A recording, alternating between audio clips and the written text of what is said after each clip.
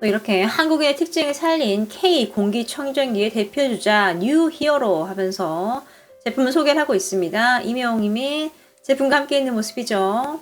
눈을 감고 있네요.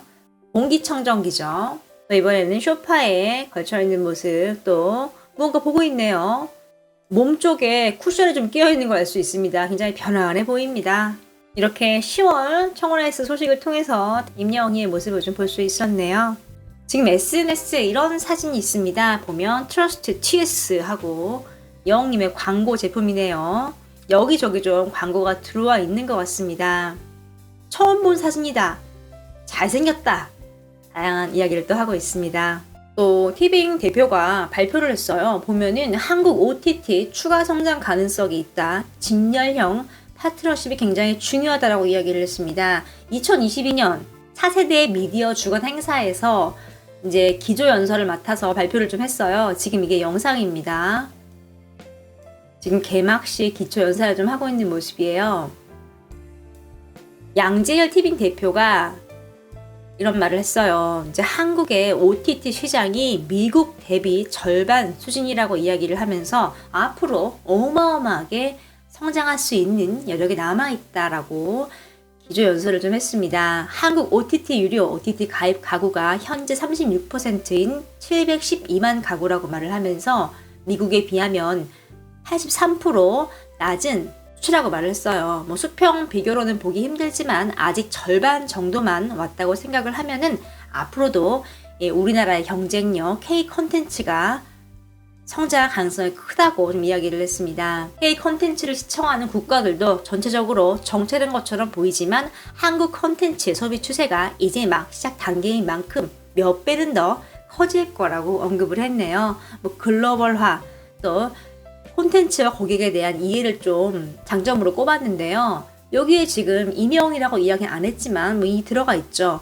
많은 국민들이 원하는 아티스트 이명웅의 콘텐츠를 독점으로 보유를 함으로써 티빙이 엄청나게 큰 성장세를 보였죠. K 콘텐츠는 집단적 경쟁력으로 봤을 때 당연히 우리가 우위에 있다. 그러나 해외 기업에서 1만 명 정도의 엔지니어가 서비스 안정화에 투입되는 반면 우리나라는 커봤자 수백 명 단위이다. 그래서 앞으로 장기 투자 계획을 또 이야기를 했어요. 지금 이렇게 대표가 이 한국 OTT가 더욱더 성장할 수 있다고 포부를 밝혔어요. TV 보유하고 있는 아티스트 이명웅의 컨텐츠가 어떻게 활용이 될지 좀 굉장히 기대가 되고 언젠가는 아티스트 이명웅이 해외 진출을 하게 될 텐데요. 그때 좀 TV인가 DJ와 마음이 맞다면 함께 나아간다면 정말 큰 시너지 효과를 낼 수 있을 것 같습니다. 또 아티스트 이명웅님이 광고를 하는 청원아이스에서 지금 청호 10월에 뉴스를 좀 발표를 했습니다. 10월에 청신호라고 하는데요. 지금 나오죠. 영웅님 모습이 있고 2022년 디자인 어워드 본상 수상했고 또 카페 베이커리 또 카페와 베이커리 페어에 참가를 했습니다. 이렇게 지금 소식을 알리고 있습니다. 영웅님이 지금 제품 앞에서 활짝 웃고 있는 모습이네요. 청원아이스로 마음을 놓으세요 하면서 마무리를 좀 했네요.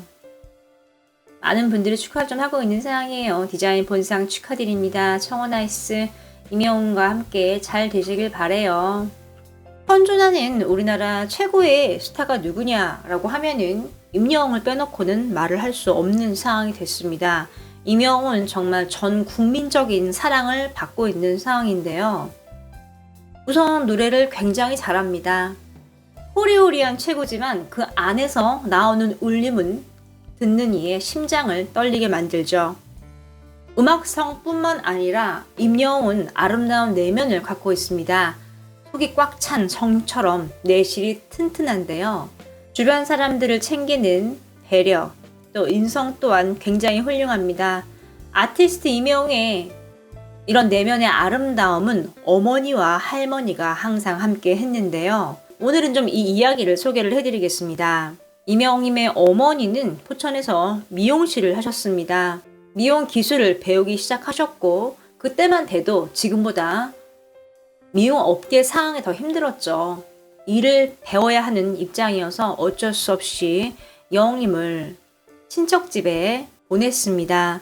여웅님은 이때 어머니가 너무 보고 싶어서 유치원 가방에 어머니와 함께 찍은 사진을 걸어두고 계속 봤다고 하죠. 얼마 전에 포착된 아티스트 이명웅의 가방을 보면은 여기에도 어머니와 함께 찍은 사진이 있었습니다.